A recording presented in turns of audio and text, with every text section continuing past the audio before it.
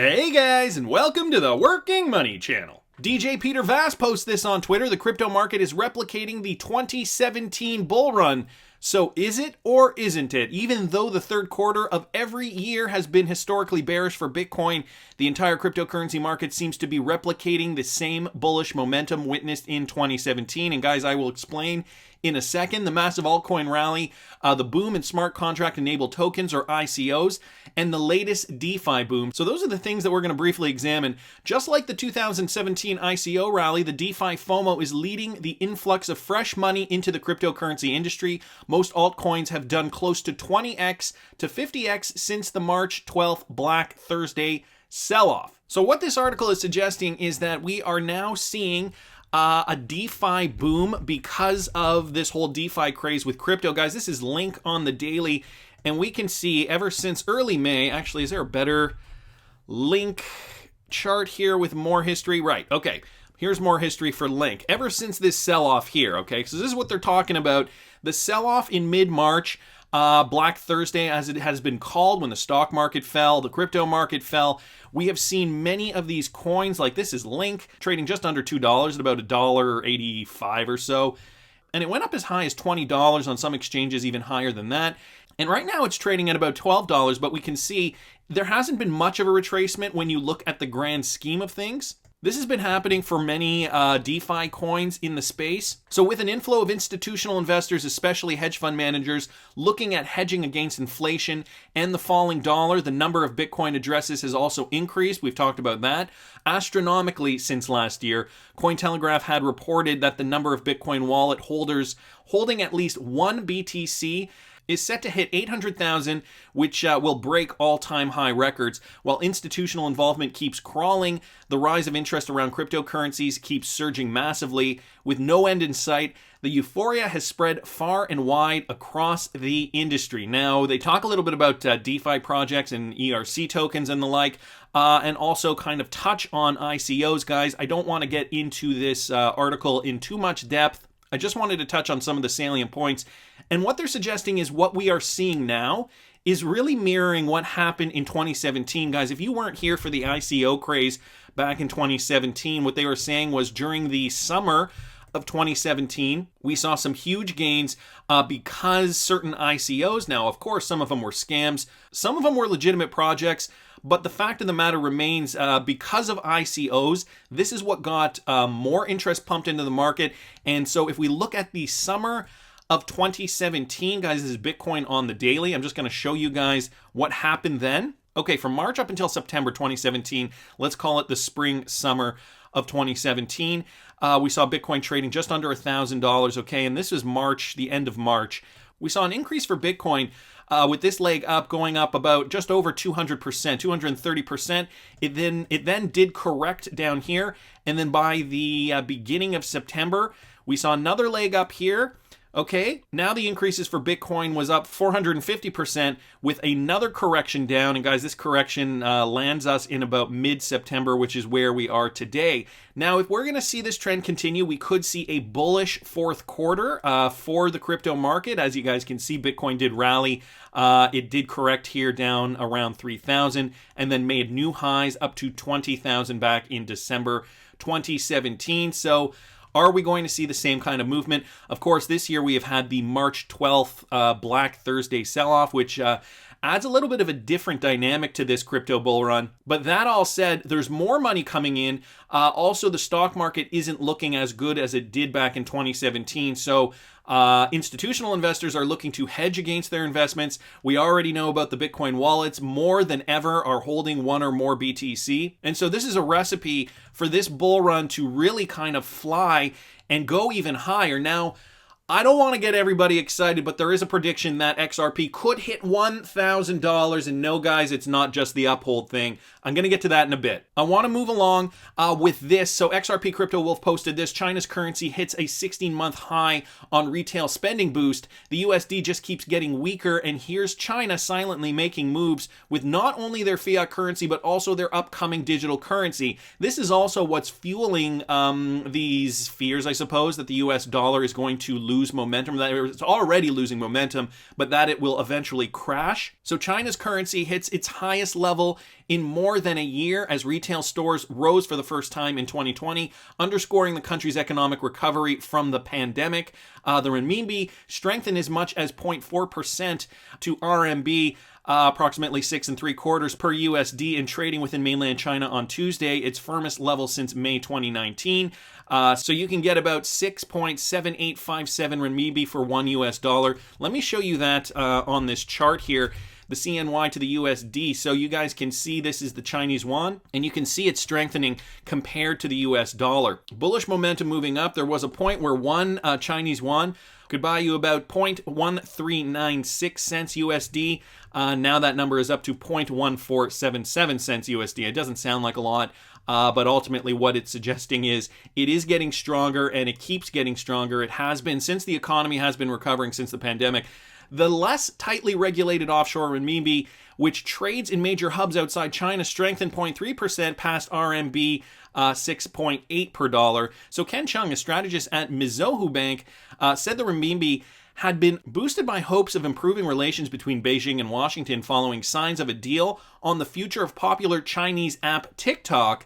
As worries about China-US tensions took a brief back seat, investors shifted their focus to strong China fundamentals, Mr. Chung said, of the improvement in retail sales. He said the offshore renminbi could rise further to 6.75 per dollar. Meanwhile, China's central bank has shown few signs of resistance to a stronger renminbi, paving the way for currency appreciation, analyst JP Morgan wrote in a note. So the Chinese renminbi strengthening against the US dollar. Another factor here, guys, I don't want to get too much into this. I will, of course, link this in the description if you want to read the rest of it. But also there's this, and again, I'm not going to get into this in depth. Val Jester Locke at Nello Angelo 314 posted this with regards to Stephen Mnuchin. Don't worry about the deficit when the Great Reset is coming. That is his opinion. This article just stating the facts that Mnuchin has said now is not the time to worry about deficits. So Treasury Secretary Stephen Mnuchin on Monday said the country should not be focused on deficits as it struggles under the economic weight of the beer flu pandemic. Now is not the time to worry about shrinking the deficit or shrinking the Fed balance sheet, even though the deficit has been a central issue of concern for Republican negotiators on a stalled beer flu relief bill. So he is saying, let's not worry about this right now. We have other fish to fry. We have bigger fish to fry at the moment. Meanwhile, China's dollar is creeping up. And Val Jester Locke here suggesting, well, you know, if there is a great reset that is looming, why do we even care? Why should we bother concerning ourselves? Let's not stress. Interesting. Very astute, to say the least, considering we have seen, you know, bodies like the IMF, the World Economic Forum, hashtagging the Great Reset in some of their recent tweets. It's an interesting world we're living in right now, guys. I'm not going to lie to you. I think cryptocurrency is going to be a safe haven for a lot of people. I think that people are just not buying it anymore. People are waking up to the fact that, you know what? You fooled me in 2008 when the economy crashed based on bad mortgage loans. I'm not going to be fooled again, and so I'm going to hedge my bets. And the signs are clear. They're making this accessible to Wall Street investors. Cryptocurrency has been more accessible now for institutional investors than it ever has been. And so if that doesn't tell you something, I don't know what does. Not only that, guys, we have this from Crypto Dash at crypto_ODL on Twitter. Remember the Mighty Ducks? Mighty Ducks child star turned billionaire seeks to append presidential race. So I got to thank Crypto Dash here for posting this. I thought this was really great. So I'm going to read you the text on the video that's going to appear on the screen in a second. So Brock Pierce, star of 1996's First Kid, is shaking up the presidential race as a third-party candidate. And apparently he was he's a cryptocurrency billionaire at 39, revealed his political plans to Post exclusive. He says, whether we go left or go right, it doesn't feel like we are making progress or going forward as a country. We need game-changing change. It is time to upgrade the operating system of America 2.0. He goes on to say, I think that neither candidate really connects with younger generations. I'm not hearing from either candidate any real vision. I'm not hearing anything that really inspires me. I'm hearing a lot of negativity. He goes on to say Pierce slammed President Trump and Joe Biden for not having a grasp on technology either. The former Mighty Ducks star actor is on the ballot in 15 states. He hopes his bid will jumpstart a viable national third-party movement. Now, if you guys read this correctly, or if I read this correctly, which I believe I did, he is a cryptocurrency billionaire. He is 39 years old, and one of his main criticisms is that President Trump nor Joe Biden know too much about technology, and of course, if this guy is a billionaire off cryptocurrency, I'm sure he knows the ins and outs of the system, understands the potential for cryptocurrency. Not to say that he is a viable candidate, but this is just the news, okay? He's throwing his hat in the race, apparently. Is he on the ballot in your state? Let me know down in the comments. I'd be curious to know. And not only that, guys, I saw this from Ant1 on Twitter. TCH's real-time payments growth puts it in competition now with the Fed, Mastercard, and Visa. So this with regards to TCH, the clearinghouse's real-time payments network is available to 56% of U.S. demand deposit accounts, and it must keep growing its reach to battle serious competitors like the Fed and Visa. Insider Intelligence published hundreds of insights, charts, and forecasts on the payment and commerce industry with the Payments and Commerce briefing. So this with regards to the clearinghouse and their real-time payments network, now available for 56% of U.S. demand deposit accounts, which is an amazing feat. And the network's capabilities can be made available to a total of 70% of U.S. DDAs because many financial institutions that aren't a part of the real-time payments network can join via banking technology providers like ACI Worldwide and Jack Henry that have already partnered with TCH, a bank-owned payment system operator. TCH claims it's set to add over 150 bank and credit unions to its network in the next few months, so it's seemingly on its way to expanding even further, guys. And for those of you guys who may not remember this, back from last year, ACI Real-Time Payments and Finastra PayPlus Real-Time Payments have actually partnered with Ripple. So ACI can use real-time payment systems. One of the options is distributed ledger technology and specifically lists Ripple. So they specifically list Ripple. This from back in May 2019. The clearinghouse is using Finastra's Fusion payments. Finastra did also partner with Ripple and states that they deliver innovative payment capabilities by integrating Global Pay Plus. So see source at the bottom of the page. There are some sources here. Again, this resource back from May 2019. Interesting to see that connection, and now they are actually on track to be able to compete with the Fed, Mastercard, and Visa, obviously through Ripple-enabled technology through their partners ACI Worldwide, which they mention in this article here. So great news there. I wanted to thank Ant1 here on Twitter for posting that. More interesting global updates regarding cryptocurrency adoption. This coming from XRP Crypto Wolf. Nigeria SEC regulators will register and approve all crypto assets, treating utility tokens and cryptocurrency as commodities. So the SEC of Nigeria has officially defined digital assets under its regulatory umbrella.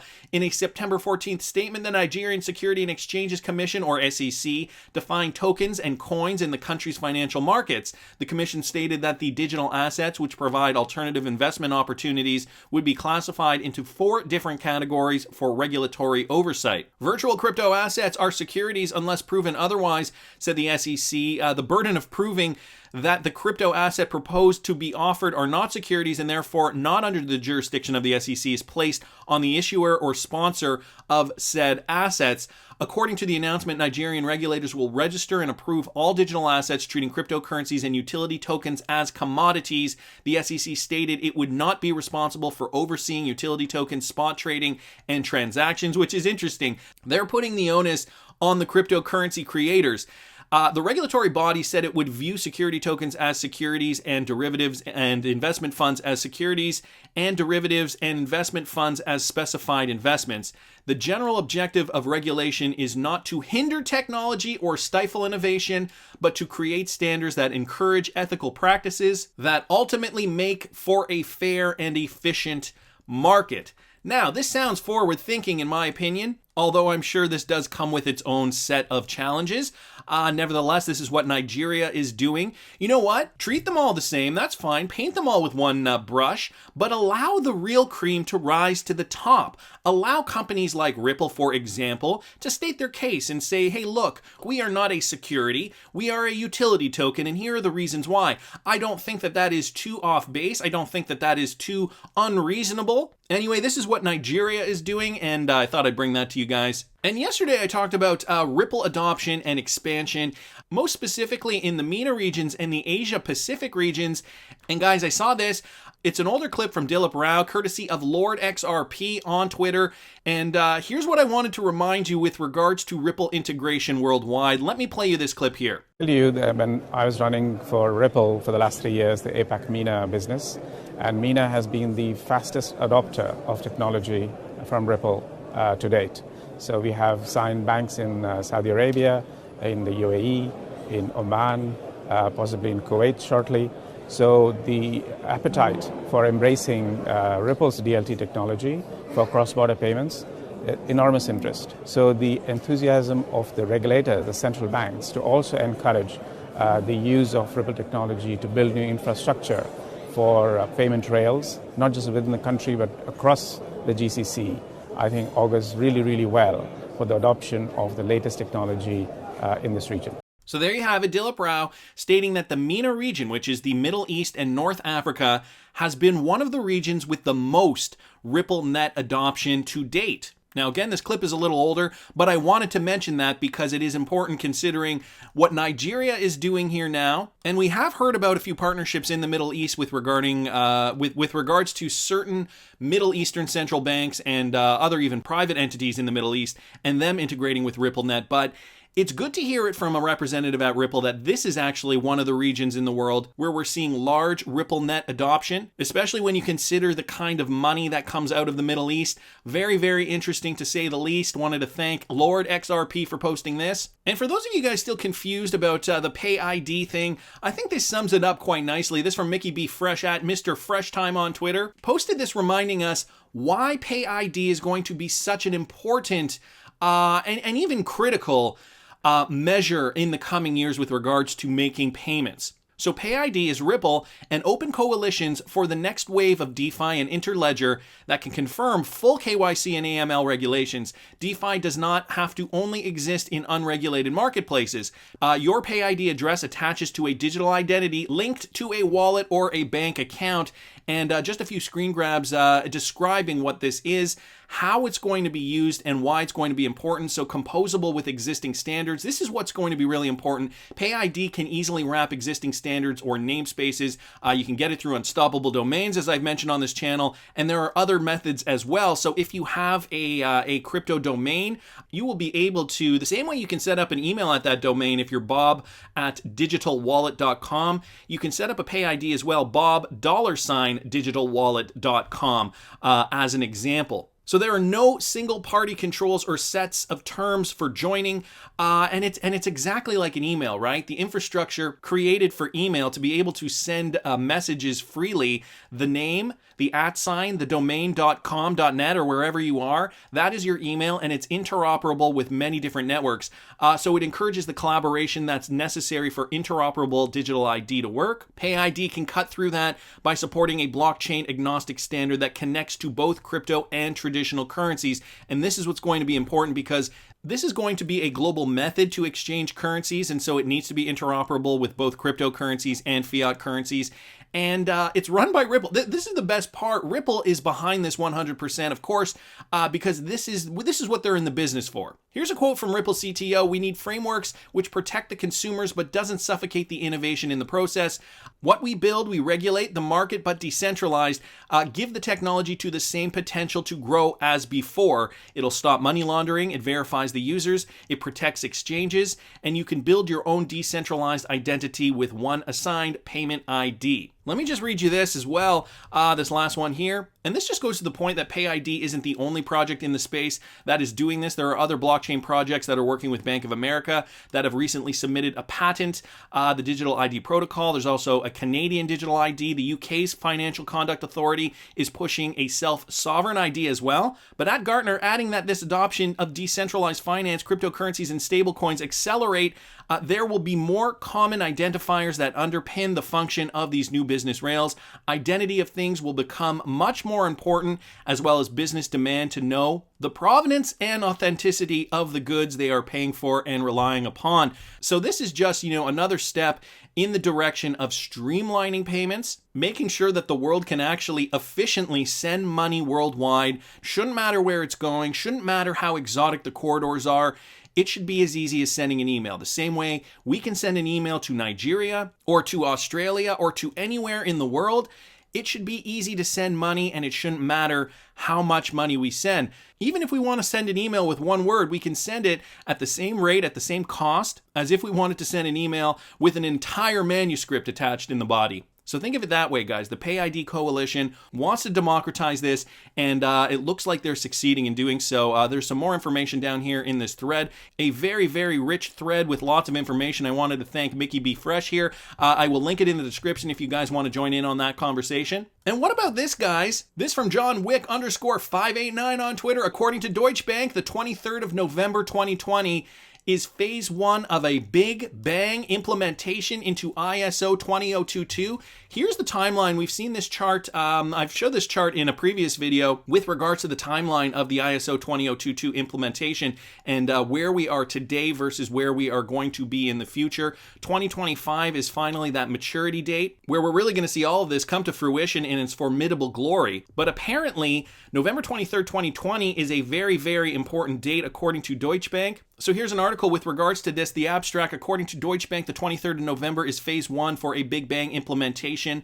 of ISO 20022 migration. Fedwire would facilitate, and the document is actually here in the body of the description. So I'll leave this article in the description if you want to click on that article. Ripple is on the steering committee for the Faster Payment Task Force. On August 8th, 2020, the Federal Reserve announced the FedNow's service feature and functionality, as well as an inaugural date of September 10th, 2020. So according to Deutsche Bank, U.S. migration to the ISO 20022 digital messaging standard will commence in late 2020. Changes of the legacy Fedwire interbank payment system are expected to begin on the 23rd of November 2020. Phase 3 of the Federal Reserve System's ISO 20022 migration will be completed by November 2023. And so there's more information to that effect here, guys. Not going to get into it in depth, but wanted to bring that up. Thought that was interesting. Thanks so much, John Wick _589 on Twitter for posting that. And I got more today than I thought I would.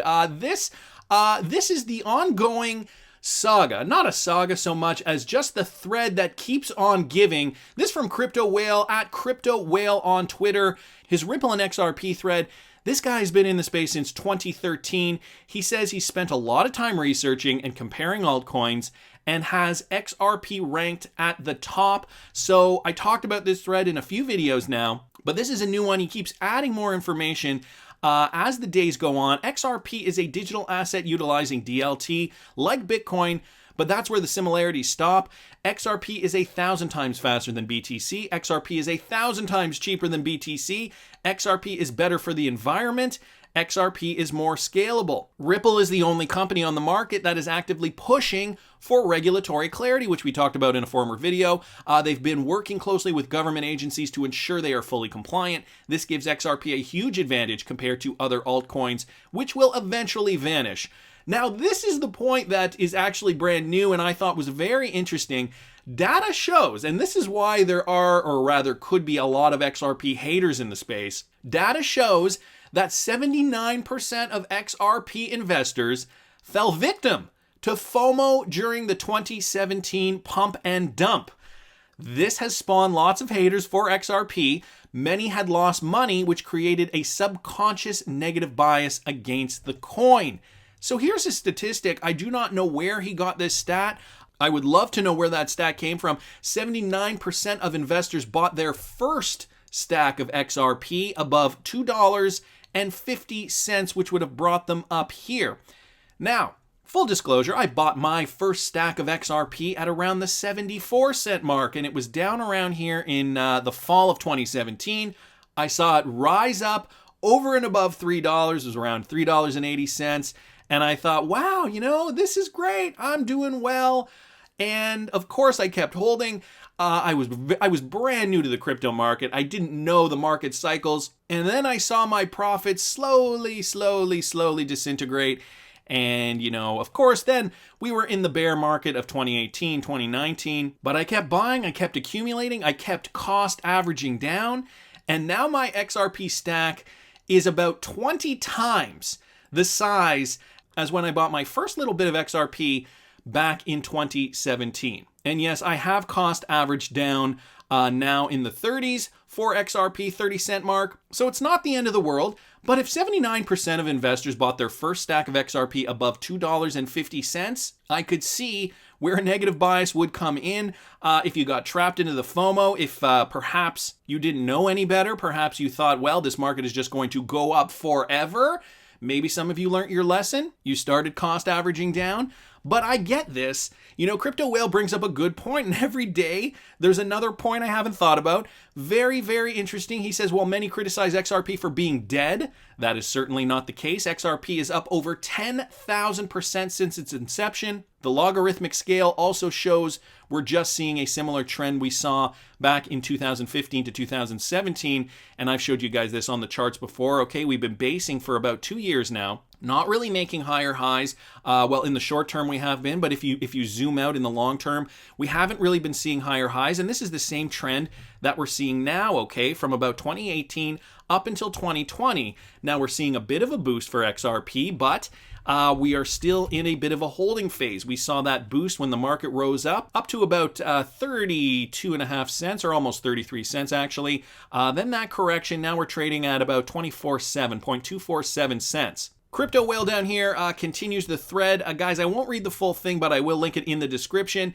Basically, his thoughts on trading XRP, his thoughts on accumulating XRP, his thoughts on taking profits off the table. And so I thought it was worth it to share this. Thanks so much, Crypto Whale on Twitter, for posting your thoughts on this. I think a lot of people could learn a lot of things from this tweet thread specifically. And boy, 79% of people bought at $2.50. I could see why maybe that has left a sour taste in some investors' mouths. That all said, though, of course, you can't just expect this to come to you. You got to do your own research. You got to make smart trading decisions. And most of all, don't expect any market to keep going up indefinitely. I want to keep going here, though, guys. This from XRP Crypto Wolf. U.S. lawmakers are set to vote on 2 blockchain and cryptocurrency proposals. So yeah, the Consumer Safety Technology Act now incorporates the Digital Taxonomy Act and Blockchain Innovation Act and is set to be debated in the House of Representatives. Introduced by Jerry McNerney of California and Michael Burgess of Texas, the Consumer Safety Technology Act, which is a recently amended version of the AI for Consumer Protection Product Safety Act, will mandate that the Consumer Product Safety Commission utilize artificial intelligence in tracking and identifying consumer protection-related injuries and hazards. It will also use AI to screen the sale of products that have been recalled and label imported products that are deemed unsafe. They will also incorporate 2 separate blockchain-related bills, both sponsored by Darren Soto, which I mentioned before in previous videos. Introduced on September 1st, that Blockchain Innovation Act will require the FTC to conduct studies on current trends and applications of blockchain technology in commerce and consumer fraud protection. So they're moving on it. They're looking to vote on this soon. The Secretary of Commerce, in consultation with the Federal Trade Commission and in consultation with any other appropriate federal agency the Secretary determines appropriate, shall conduct a study on current and potential use of blockchain technology in commerce and the potential benefits of blockchain technology for limiting fraud and other unfair and deceptive acts and practices. That a quote from the bill. So we'll see how this goes. Blockchain and cryptocurrency, obviously the face of the future of finance, and the United States working towards it. It's slow, but hopefully we will get to a conclusion sooner rather than later. Okay, I know you guys want to hear about this. First, let's talk about that tweet that I talked about yesterday. That Uphold tweeted out, XRP just hit $1,000. And so what are you tweeting? And some people were, just kind of goofing around, obviously. Okay, Uphold, like, come on. Why are you giving us some unrealistic predictions here for the price of XRP? We've been through enough, right? But somebody brought this up, and I thought this was very, very interesting. This from Wave and Ripple XRP on Twitter. And so he screen grabbed this Another tweet from Uphold on the exact same day. We're here for the profits, not the profits. And so if you guys are looking at the screen, obviously those two words, profits and profits, are spelt differently. Now, obviously, profits, P-R-O-F-I-T-S, means money that you've accumulated above and beyond your initial investment, your profits, and not profits. Profits, P-R-O-P-H-E-T-S. I know for those of you guys with English as your first language, you already understand this, but I thought it was important to point out profits, i.e. riddle makers, i.e. prediction makers. So Uphold is saying we're here for the profits, the money, not for the riddles and the predictions, meaning this guy and many others. For those of you guys who are not looking at the screen, I've got a picture of Bearable Guy up here on the screen. So if they're here for the profits and not the profits, why are they also tweeting out a $1,000 prediction for XRP unless they thought that maybe it was a possibility? Now, that's not to say XRP is going to hit $1,000. I'm not suggesting that this is what Uphold is saying, okay? I'm just bringing you guys these two tweets as has been brought to my attention by Wave and Ripple XRP on Twitter. Side note, 589 likes on this tweet up here. All right, let's keep moving along. I remember this, but I don't know how many of you guys do. This was a price prediction by 2020, forecast by Wall Street Forecast back in October 2017. They were suggesting that Bitcoin would go up to about $183,000. Ethereum would hit $17,000. Ripple, at that time, a lot of people were getting confused with Ripple and XRP, that Ripple would actually hit $1,046, and that Litecoin would hit $982. As you guys can see, that was a prediction back in October 2017. And this was predicted for the year 2020, which is this year, XRP above $1,000. Now, of course, this is just a prediction. This doesn't mean anything. I don't even know how they got to this number, to be honest with you. But we've seen Bitcoin projections from analysts, and $100,000 Bitcoin is actually not that far-fetched. Some people are suggesting Bitcoin between $100,000 and $300,000 per BTC in the next run, and some people are projecting this for the end of 2021. So could we see XRP at $1,000 if this is based on those same fundamentals? Also, let's not forget, guys, that Bitcoin, if we go back in history, Bitcoin did go up, okay, throughout 2012 all the way to the end of 2013, okay? So I'm giving you guys an historic snapshot of Bitcoin at this moment in time. So at the beginning or at the end of 2011 to about 2013, the end of 2013, Bitcoin rose 51,897%. Okay, all the way from about $2 and change to above $1,000, actually $1,143 to be exact. And at that time, guys, the market cap wasn't that big. This is an historical snapshot from April 28th, 2013, and we don't actually have the full market cap number, but you can see the crypto market was very, very small at that time. Bitcoin was obviously the lion's share of the market cap. But look at these other coins, not too much in terms of market capitalization in comparison to Bitcoin. So we can assume that the market cap was only about 1.5 billion in total, let's call it, give or take. Now the market cap is about 350 billion, and institutional money is just aching to get into this space. Not only that, let's bring up XRP again on the Poloniex exchange. And look at where it went in the year 2017. Let's not forget the numbers. Let's not forget what Crypto Whale was reminding us of. In 2017, XRP went from about 0.33 cents. Okay, this is January 2017, the lowest. Actually, I won't even take the lowest. I'll take the average here at about 0.0059 cents or 0.006 cents, all the way to all-time high up here of about $3 on this exchange. It was about $3.53 approximately. XRP also rose 57,980%. And if we take it down to the bottom, let's just go down to the bottom and see how much that is. That's almost 100,000% growth in just 12 months. Now, granted, the crypto market is larger today than it was then. There are many other coins that investors can invest in, but remember all the reasons that make XRP special. The team behind it, Ripple, the integration into the fabric for future finance. The fact that the IMF, the BIS, central banks around the world, they just kind of mention it in passing in documents. But if it is going to be as widespread, As all these official documents suggest, how could the price not explode to possibly $1,000 and beyond in the future? Guys, this is not financial advice, nor am I suggesting that XRP will hit $1,000 this year, but I gotta say, I'm very interested to know if Uphold knows something we don't know. But anyway, that's just my opinion. I want to hear what you guys think. Please subscribe to the channel if you haven't already. Like the video if you like the content I'm providing. I always love hearing your comments. See you in the next one, guys.